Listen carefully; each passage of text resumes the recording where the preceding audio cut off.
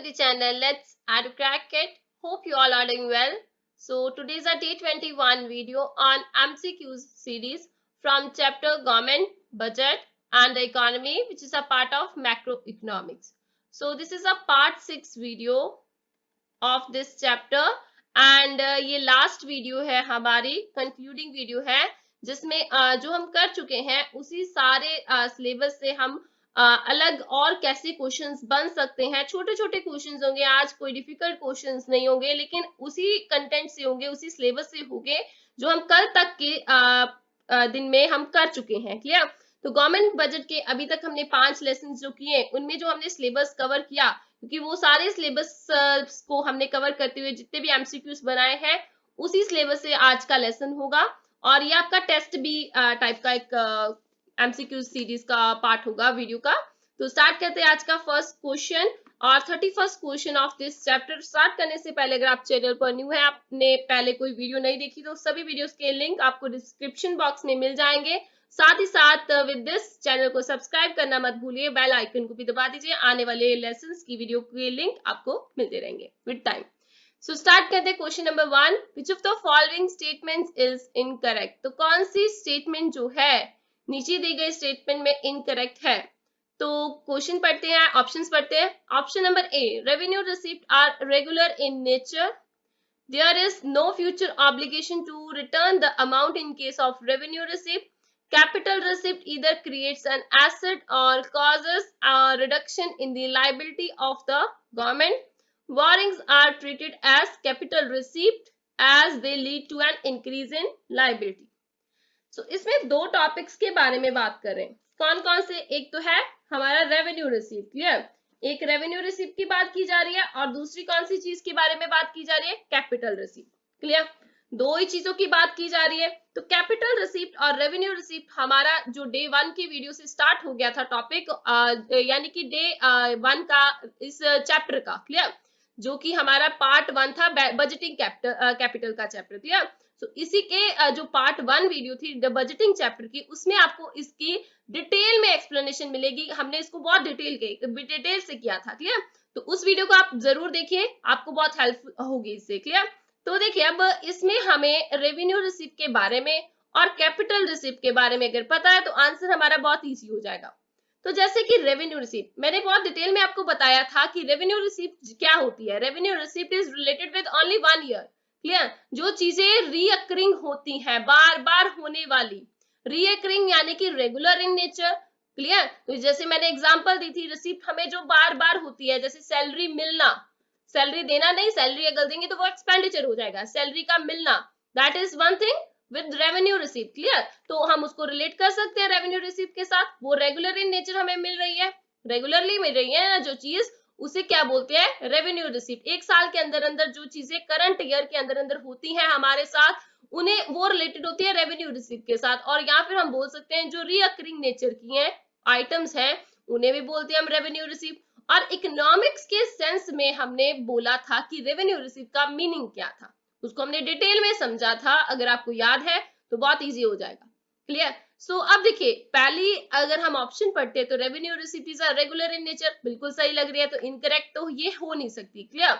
हमें इनकरेक्ट बतानी है तो ये ऑप्शन गलत हो जाती है। क्लियर? अब बी ऑप्शन में हमारे पास क्या लिखा है? There is no obligation to return the amount in case of revenue receipt. तो अब हमारी कोई भी फ्यूचर ऑब्लिगेशन नहीं है रिटर्न करना अमाउंट का इन केस ऑफ रेवेन्यू रिसीप्ट, कोई फ्यूचर ऑब्लिगेशन नहीं है। तो देखिए, फ्यूचर ऑब्लिगेशन कहां से क्रिएट होती है? फ्यूचर ऑब्लिगेशन होती है जब कोई लॉन्ग टर्म के लिए चीज होती है। लॉन्ग टर्म के लिए हम यूज करते हैं capital receipt term. Clear? Capital receipt word use करते हैं, लेकिन यहाँ पर रेवेन्यू रिसीप्ट की बात की जा रही है। देखिए, रेवेन्यू रिसीप्ट की रिगार्डिंग बात की जा रही है, तो बोल रहे हैं साथ में there is no future obligation to return the amount in case of revenue receipt. तो बिल्कुल सही बोल रहे हैं वो भी चीज। तो हम इनको डिटेल में कर चुके हैं। अगर आपने चैनल पर कोई वीडियो को नहीं देखा तो जरूर देखिए। हम मनी का चैप्टर भी कर चुके हैं, बैंकिंग का भी कर चुके हैं, और इसके साथ साथ हमने इसको भी बहुत डिटेल से समझा है। ये रेवेन्यू रिसीप्ट क्या है, कैपिटल रिसीप्ट क्या है, और भी सारे टॉपिक्स को हमने डिटेल में कवर किया है विद एमसीक्यूज क्वेश्चन, और इनकी एक्सप्लेनेशन को बहुत डिटेल से समझा है। क्लियर? सो अब ये मैं चीज बार बार आज रिपीट नहीं करूंगी, ये सिर्फ आज का हमारा लेसन रिवीजन का होगा। Clear? So point to point हमारे आंसर्स होंगे। Clear? So there is no obligation, future obligation कोई नहीं होती to return the amount in case of revenue receive. बिल्कुल सही बोल रहे हैं ये भी, तो ये भी गलत हो जाएगी क्योंकि हमें इनकरेक्ट बतानी है। Capital receipt either creates an asset और causes a reduction in the liability of the government. Capital receipt के बारे में बात कर रहे हैं कि या तो वो करती है क्रिएट एन एसेट और causes a reduction in the liability of the government. क्या ये सही बोल रहे हैं? अगर आपको याद हो कैपिटल रिसीप्ट में क्या किया जाता है, कैपिटल रिसीप्ट हमारी लॉन्ग टर्म जो कि रिकरिंग नेचर की नहीं होती चीज, नॉन रिकरिंग नेचर की चीज होती है। और इसमें हमारे पास कैपिटल रिसीप्ट में कौन सी ऐसी चीजें थी जो हमने पढ़ी थी? अब उसकी दो कंडीशंस हमने डिटेल में पढ़ी थी, अगर आपको याद हो तो हमने डिटेल में दो कंडीशंस इसकी पढ़ी थी, वही चीजें इनमें लिखी हुई है। अब कौन सी कंडीशंस पढ़ी थी? कैपिटल रिसीप्ट में क्या होता है, इधर कॉजेज इधर क्रिएट्स अ लायबिलिटी होता है, लेकिन इन्होंने क्या लिख दिया, इन्होंने कैपिटल एक्सपेंडिचर की टर्म लिख दी, इधर क्रिएट्स एन एसेट लिख दिया, लेकिन इसमें क्या होता है, इधर क्रिएट्स एन लायबिलिटी होता है, इधर क्रिएट्स अ लायबिलिटी होता है। लेकिन इन्होंने किसका लिख दिया, इन्होंने इस टर्म में, इस स्टेटमेंट में, सी स्टेटमेंट में, सी ऑप्शन में कैपिटल एक्सपेंडिचर का लिख दिया मीनिंग, जिसमें क्या होता है कैपिटल एक्सपेंडिचर में इधर क्रिएट्स एन एसेट और कॉजेज रिडक्शन एंड एसिड होता है। क्लियर? तो इसमें क्या है, इधर क्रिएट्स अ लायबिलिटी आना चाहिए था। क्लियर? तो इधर क्या आना चाहिए था, इधर क्रिएट्स अ लायबिलिटी और रिड्यूसेस अ एसेट। जब ये दो कंडीशंस होती हैं तो वो क्या होती है, कैपिटल रिसीप्ट होती है। कैपिटल रिसीप्ट में क्या किया जाता है, दो कंडीशंस फुलफिल होने में से एक का, अगर एक भी फुलफिल हो रही है तो हमारी क्या होती है, उसे कैपिटल रिसीप्ट बोला जाता है। अगर एक भी दो कंडीशंस होती है, एक होती है क्रिएट्स अ लायबिलिटी और दूसरी कंडीशन होती है कॉजेस और रिड्यूसेस एन एसेट। क्लियर? ये दो कंडीशंस होती है, जिनमें अगर एक भी कंडीशन फुलफिल हो रही है तो उसे क्या बोला जाता है, कैपिटल रिसीप्ट बोला जाता है। लेकिन इस स्टेटमेंट में इन्होंने उल्टा लिख दिया, तो दिस मीन्स हमारा आंसर जो है ये हो जाएगा, सॉरी ये ऑप्शन सी हमारा आंसर हो जाएगा। तो यहाँ पर जो है टिक लगेगी, इनकरेक्ट का ऑप्शन नहीं आएगा। क्लियर? तो यहाँ पर टिक लगेगी। सो हमारा आंसर ये होगा, क्योंकि ये स्टेटमेंट क्या है, इनकरेक्ट है, तो हमें इनकरेक्ट स्टेटमेंट ढूंढनी थी। अब डी ऑप्शन में लिखा क्या क्या है, borrowings is treated as capital receipt as they lead to increase in liability. अभी बोरिंग जो है, बोरिंग क्या होती है, उधार लेना, वो ट्रीट की जाती है as a capital receipt as they lead to the increase in liability. अभी ये इंक्रीज कर रहे हैं लायबिलिटी को, तो ये बिल्कुल सही बोल रहे हैं, तो ये भी हमारा जो इनकरेक्ट ढूंढना था, तो ये भी ऑप्शन गलत हो जाएगी। क्लियर? सो चलते हैं अब आंसर पर। तो देखिए आंसर हमारा ऑप्शन सी ही है, capital receipt either creates an asset और causes a reduction in the liability of the government. अभी ध्यान से पढ़िए, अगर आपको इनके मीनिंग पता है तो आप अच्छे से इनका आंसर दे सकते हो। तो इनको डिटेल में मैंने ऑलरेडी कराया है, आज सिर्फ हम इनकी रिवीजन कर रहे हैं। क्लियर? तो रेवेन्यू रिसीप्ट क्या होता है, those receipt which neither creates, अब नीदर आ रहा है इसमें, रेवेन्यू रिसीप्ट और कैपिटल रिसीप्ट में डिफरेंस यही है कि ये ना तो कोई क्रिएट करती है लायबिलिटी, ना ही कॉज करती है reduction in the asset of the government. लेकिन कैपिटल में क्या होता है, वो लॉन्ग टर्म के लिए चीज होती है, जिसमें रिसिप्ट ऐसे किए जाते हैं जो कि क्रिएट करती है लायबिलिटी और कॉजेज रिडक्शन करती है एसेट में। अब यहाँ पर देखिए कैपिटल रिसिप्ट के बारे में बोल रहे हैं, capital receipt is a term which long period के लिए, बोरिंग जो लोन लिया जाता है वो लॉन्ग टर्म के लिए लिया जाता है। शॉर्ट टर्म अगर लिखा होता तो वो अलग बात थी, लेकिन यहाँ पर बोरिंग्स लिखा गया विच इज क्रिएटेड, अगर कुछ नहीं दिया होता तो वो लॉन्ग टर्म के लिए माना जाता है। तो बोरिंग्स जो है क्रिएट ट्रीट की जाती है capital receipt because they are increasing their liability, they lead to increase liability. तो वो बिल्कुल सही चीज बोल रहे हैं, तो it is a capital receipt. Clear? तो रेवेन्यू रिसीप्ट और कैपिटल रिसीप्ट में यही फर्क है कि ये ना तो क्रिएट करती है कोई भी लायबिलिटी, ना ही कॉज करती है reduction in asset. Clear?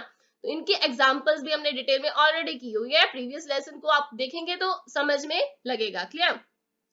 Now moving to the next question number 32.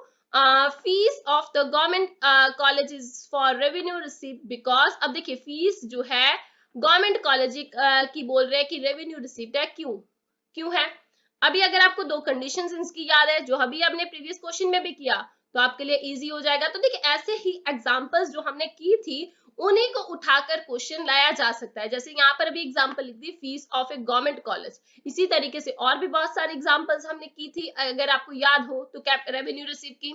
तो इसी तरीके से बहुत सारे एग्जांपल्स को उठाकर किसी भी तरीके से क्वेश्चन पूछा जा सकता है, बस आपको आपके कंसेप्ट जरूर क्लियर करने हैं। क्लियर? सो दो कंडीशंस आपको याद हो, तो रेवेन्यू रिसीव की दोनों कंडीशन फुलफिल होना जरूरी था। कौन कौन सी? अब देखिए, ऐसी हमें ऑप्शन ढूंढने हैं जिसमें दोनों ही कंडीशंस हो, क्योंकि दोनों कंडीशंस का फुलफिल होना जरूरी होता है रेवेन्यू रिसीप्ट में। हमने ये ऑलरेडी डिस्कस किया था, लेकिन कैपिटल रिसीप्ट में क्या है, अगर एक भी कंडीशन फुलफिल हो रही है तो चलेगा, वो कैपिटल रिसीप्ट ही मानेंगे, लेकिन रेवेन्यू रिसीप्ट में दोनों कंडीशंस का फुलफिल होना जरूरी है। कौन कौन सी? Neither creates any liability nor causes reduction in the asset. अब ये कौन सी ऑप्शन में हमें मिल रहा है?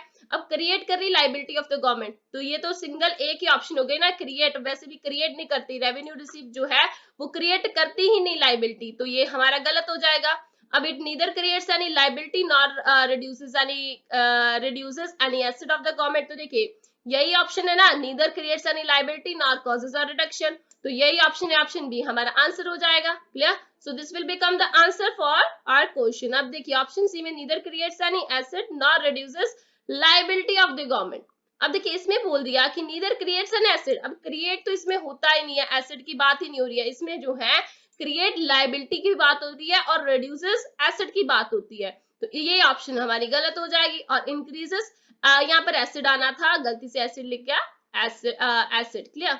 तो ये एसिड, ये एसिड आना था। क्लियर? ये करेक्शन कर लीजिए, it increases acid of the government, तो ये अकेली एक कंडीशन नहीं चलेगी, दोनों कंडीशंस का होना फुलफिल जरूरी होता है, तो ये वही ऑप्शन गलत हो जाएगी। तो अगर आपको ये चीज पता है ना कि इसमें बोथ कंडीशंस का होना जरूरी है, अदरवाइज ये हम इसको बोल ही नहीं सकते रेवेन्यू रिसीप्ट, तो अगर आपको ये चीज पता है तो आपका आंसर कभी गलत नहीं होगा। क्लियर? ये छोटी छोटी बातें होती है जिनसे हम पेपर में गलती करके आते हैं, और यही होती है आपकी कंसेप्चुअल क्लैरिटी। क्लियर?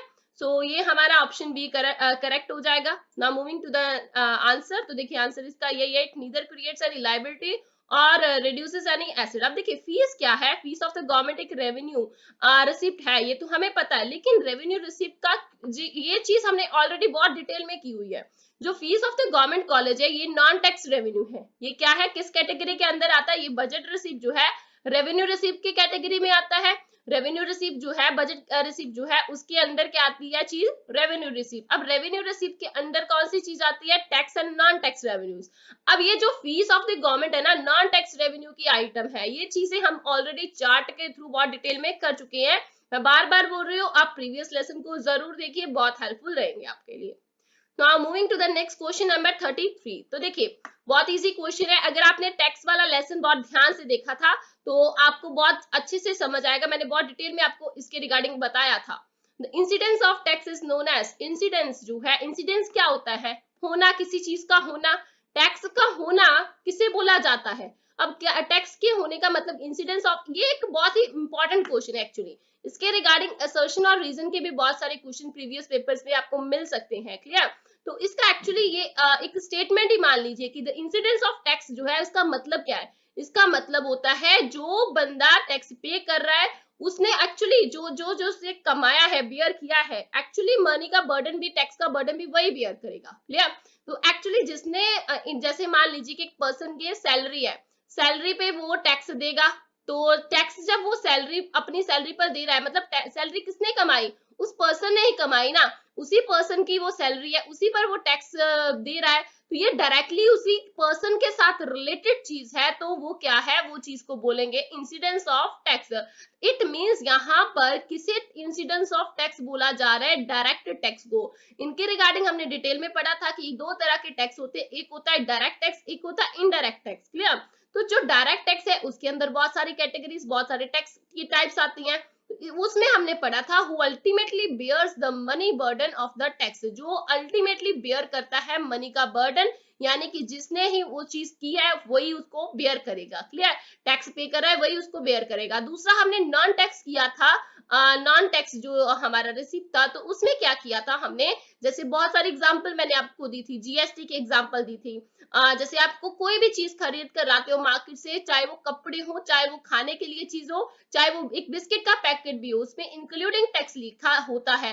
तो इनडायरेक्टली आप वो क्या कर रहे हो, टैक्स को पे कर रहे हो, इनडायरेक्ट टैक्स उसे बोलते हैं। क्लियर, एक डायरेक्ट टैक्स होता है, एक इनडायरेक्ट टैक्स होता है। तो ये जो इनडायरेक्ट टैक्स होता है उसमें आप इनडायरेक्टली जब टैक्स पे करते हो तो वो चीज बेयर कोई और कर रहा है और दे कोई और रहा है। क्लियर, तो ये चीज होती है इनडायरेक्ट टैक्स। जो डायरेक्ट टैक्स होती है उसे हम बोलते हैं incidence of tax. Clear, so हमारा आंसर क्या हो जाएगा, option B, who ultimately bears the money burden of the tax. Clear, so इसका ये जो level and the rate of taxation option गलत हो जाएगी, ग्रोथ ऑफ टैक्सेशन गलत हो जाएगी, the way in which taxes collected वो भी गलत हो जाएगी। तो मेन इसका एक्चुअली मीनिंग क्या है, इंसिडेंस ऑफ टैक्स। तो ये बहुत ही इंपॉर्टेंट क्वेश्चन है, इसीलिए ये डाला गया। यूजीसी के पेपर में भी बहुत बार आया हुआ क्वेश्चन है ये कि इसका मीनिंग क्या है actually, the incidence of tax.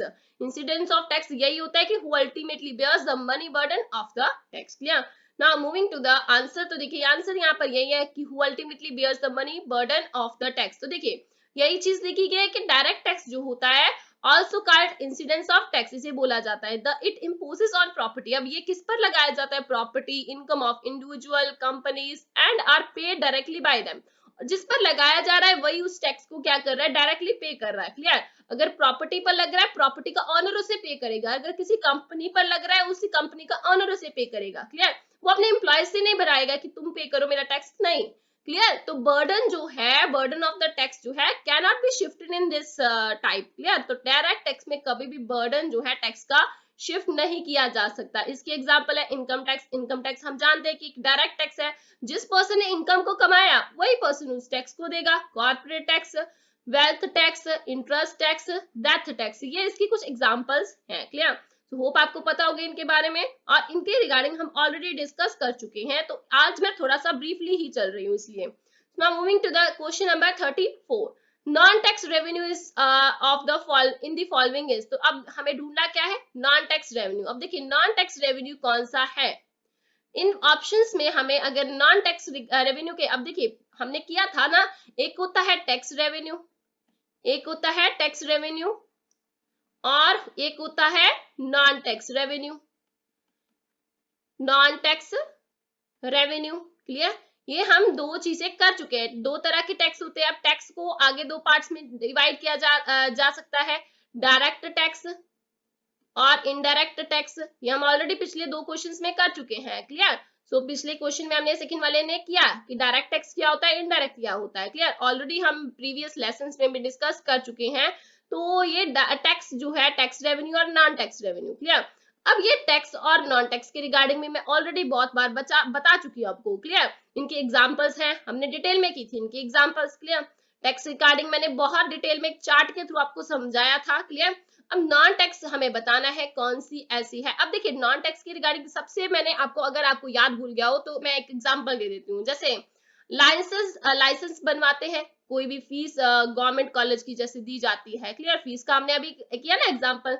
तो फीस जो दी जा रही है गवर्नमेंट को एज अ गवर्नमेंट कॉलेज को, तो वो क्या थी, नॉन टैक्स रेवेन्यू थी। अभी मैंने बताया ना वो क्या थी, नॉन टैक्स रेवेन्यू थी। क्लियर, तो उस गवर्नमेंट के लिए वो चीज क्या है, नॉन टैक्स रेवेन्यू है। मतलब कोई किसी वो टैक्स नहीं पे कर रहा है एज अ पर्सन, लेकिन वो क्या है, गवर्नमेंट को चीज जा रही है इनडायरेक्टली, तो वो नॉन टैक्स रेवेन्यू हो गया गवर्नमेंट के लिए। टैक्स नहीं है वो किसी चीज का, लेकिन वो नॉन टैक्स क्या हो रहा है, गवर्नमेंट को रेवेन्यू हो रहा है। क्लियर, उससे गवर्नमेंट को इनकम हो रही है। इसी तरीके से और भी बहुत सारे एग्जाम्पल दी थी, लाइक लाइसेंस अगर बनवाते हैं पेनल्टी कोई होती है। तो इसमें से ऐसे कौन सी चीज लग रही है, अभी हमने डायरेक्ट और इनडायरेक्ट टैक्स पढ़े, उनमें हमने ये पॉइंट्स किसी किसी पॉइंट को देखा भी, शायद ये भी देखा, डायरेक्ट टैक्स के बारे में बताया था, इनडायरेक्ट के बारे में नहीं बताया। अब कुछ इनडायरेक्ट टैक्स भी होते हैं। क्लियर, जैसे कि export duty, import duty, excise, ये तीनों क्या है, इनडायरेक्ट टैक्स है। तो ये निकल जाएंगे बाहर। एक ही ऑप्शन बचती है डिविडेंड, जो कि हमारा क्या है, नॉन टैक्स रेवेन्यू है। तो हमारा आंसर ये हो जाएगा डिविडेंड। क्लियर, डिविडेंड क्या होते हैं, जो शेयर्स पर हमें मिलता है, जैसे डिबेंचर्स पर हमें इंटरेस्ट मिलता है, उसी तरीके से डिविडेंड हमें प्रोवाइड होता है शेयर्स पर। क्लियर, शेयर्स पर जो इनकम की मिलती है उसे बोलते हैं डिविडेंड। तो dividend is a part of non tax revenue for government. Clear, so हमारा आंसर हो जाता है ऑप्शन सी, डिविडेंड। क्लियर, अब देखिए नॉन टैक्स रेवेन्यू के बारे में हमने पढ़ा था, the receipt of the government from all the sources other than those tax receipt. Tax receipt के अलावा गवर्नमेंट को किसी भी सोर्स से अगर इनकम होती है तो उसे क्या बोला जाता है, नॉन टैक्स रेवेन्यू। अब इसके कुछ मेन सोर्सेज थे, इंटरेस्ट थे, प्रॉफिट एंड डिविडेंड से। देखिए आ गया ना प्रॉफिट एंड डिविडेंड, फीस थी, जैसे हमने गवर्नमेंट कॉलेज की फर्स्ट क्वेश्चन किया, लाइसेंस फी है, फाइन्स एंड पेनल्टीज है, एस्टीट किसके रिगार्डिंग मैंने बहुत डिटेल में बताया था आपको, एक क्वेश्चन भी था हमारा विल के रिगार्डिंग, क्लियर। अगर आपको याद भूल गया तो प्रीवियस वीडियो जरूर देखिए, क्लियर। विल के रिगार्डिंग इसके रिलेटेड क्वेश्चन था, clear. Estate, gifts and grants थे, फॉर फीचर्स थे, स्पेशल असेसमेंट थी, क्लियर, इसके रिगार्डिंग में हम कर चुके हैं, क्लियर। सो ये था non tax revenue. Now moving to the next question number 35 and last question of this lesson. और भी बहुत सारे क्वेश्चंस बन सकते हैं, जरूरी नहीं जो मैंने आपको करवाया है वही क्वेश्चन बनेंगे, लेकिन मेन बात यह है कि आपका सिलेबस कवर हो रहा है इस टॉपिक से। आप चाहे तो बहुत सारे खुद भी क्वेश्चंस बना सकते हैं कि इस वे से ऐसा क्वेश्चन बन सकता है, इस वे से ऐसा क्वेश्चन बन सकता है। यहाँ पर हमारा खत्म नहीं हो जाता, यहाँ से आपका पार्ट रिवीजन का शुरू होता है। आपको बहुत अच्छे से रिवीजन करनी है कि पेपर में मार्क्स अच्छे आ सके, clear. So identify the missing item in the following flow chart. अगर आपने फ्लो चार्ट सभी के बहुत ध्यान से देखे थे जब मैंने आपको करवाए थे, तो आपके लिए ये आंसर बहुत ईजी है। तो देखिए, अभी आज का लेसन में अगर आप ध्यान से आपने सुना है ना, कुछ हद तक आपको उससे भी क्लियर हुआ होगा, क्योंकि मैंने इसका हिंट आज के लेसन में अभी भी दिया है, क्लियर। ऐसा कौन सी चीज है, देखिए क्वेश्चन मार्क लगा हुआ है, ऐसी कौन सी चीज है जिसकी दो कंडीशन है, ईदर क्रिएट्स अ लायबिलिटी और reduces an asset, satisfy one of the condition. अब ये सेटिस्फाई कर रहा है एक कंडीशन को। देखिए, एक कंडीशन को कौन सी चीज सेटिस्फाई करती है, अगर आपको याद हो मैंने बताया था सिर्फ कैपिटल रेवेन्यू में जो है दोनों कंडीशन होना फुलफिल जरूरी होता है। कैपिटल है, अब देखिए कैपिटल है यहाँ पर तो कैपिटल आएगा, कंफर्म है, लेकिन वो रिसीप्ट आएगा या एक्सपेंडिचर आएगा ये नहीं पता, कैसे पता करें फिर। तो देखिए ध्यान से सोचिएगा कि कैपिटल रिसीप्ट के बारे में हमने डिटेल में किया था अभी आज के लेसन में। कैपिटल रिसीप्ट क्या होता है हमने अभी पढ़ा आज के लेसन में, और कैपिटल एक्सपेंडिचर के रिगार्डिंग भी मैंने आपको हिंट बता दिया था, क्लियर। अब देखिए कैपिटल रिसीप्ट के बारे में भी मैंने हिंट बताया और कैपिटल एक्सपेंडिचर के रिगार्डिंग भी बताया, अगर आपको याद है तो। अभी कैपिटल अभी देख लेते हैं, फिर से देख लेते हैं। देखिए यहाँ पर क्वेश्चन दिखा देते हैं। तो देखिए हमने किया कैपिटल रिसीप्ट के रिगार्डिंग। तो देखिए कैपिटल रिसीप्ट की दो कंडीशन थी, जिनमें एक मैंने बोला कंडीशन का फुलफिल अगर हो रही है तो वो कैपिटल रिसीप्ट है, क्लियर। उसमें क्या था, ईदर क्रिएट्स अ लायबिलिटी और causes a reduction in the asset. इसमें क्रिएट होती है लायबिलिटी और रिडक्शन होती है एसेट्स की, clear. Either creates a liability और रिड्यूसेस, या देखिए अभी ईदर क्रिएट्स अ लायबिलिटी और रिड्यूसेस एनी एसेट। तो इसमें वही सेम लाइन लिखी हुई है जो कैपिटल रिसीव में लिखी हुई थी, और कंडीशन सेटिस्फाई वन कंडीशन। तो चार्ट में हमारा आंसर क्या बन जाएगा, हमेशा याद रखिएगा दो चीजें नीचे आती हैं, सेटिस्फाई वन कंडीशन और बोथ कंडीशन। जब बोथ कंडीशन वाला केस है तो वो क्या है, रेवेन्यू रिसीप्ट या एक्सपेंडिचर। लेकिन जब वन कंडीशन वाला केस आ गया तो उसमें क्या होता है, सिर्फ कैपिटल रिसीप्ट या एक्सपेंडिचर में कुछ होगा। लेकिन क्या होगा, अगर यहाँ पर इधर क्रिएट्स एसेट होगा तो वो हमारा एक्सपेंडिचर होगा, क्योंकि कभी भी देखिए एक्सपेंडिचर करते हैं तो खरीदा, एक्सपेंडिचर कहाँ से होता है, जब हमने कुछ परचेज किया। परचेज क्या किया, एसेट परचेज करेंगे, तो एसेट परचेज करेंगे तो उससे क्या हो रहा है, क्रिएट हो रहा है ना, एसेट क्रिएट होगा। लेकिन इस केस में कैपिटल रिसीप्ट है, यानी कि हमें इनकम होगी, इस केस में हमें इनकम होगी, पैसे आएंगे। पैसे कहाँ से आ सकते हैं, अगर कोई भी हमने एसेट को लाइबिलिटी को क्रिएट किया है, लाइबिलिटी को क्रिएट कर रहे हैं, बोरिंग्स कर रहे हैं, मान लीजिए बोरिंग्स, ऐसे हमने एग्जांपल भी पढ़ी ना, बोरिंग्स की जा रही है तो पैसा हमें मिल रहा है, लोन लिया तो पैसा मिल रहा है गवर्नमेंट को, और रिड्यूस कर रही है एसेट तो उससे भी उसको इनकम होगी, उससे भी क्या है उसको इनकम होगी। कैसे इनकम होगी, एसेट को बेचकर। तो एसेट को बेचकर रिड्यूस भी किया जा रहा है और उसको इनकम भी हो रही है। तो इस तरीके से आपको बहुत इजीली इसको समझ सकते हैं, और हमारा आंसर यहाँ पर क्या बन जाएगा, कैपिटल रिसीप्ट इस चार्ट में, और आंसर हमें मिल रहा है ऑप्शन ए पे, क्लियर।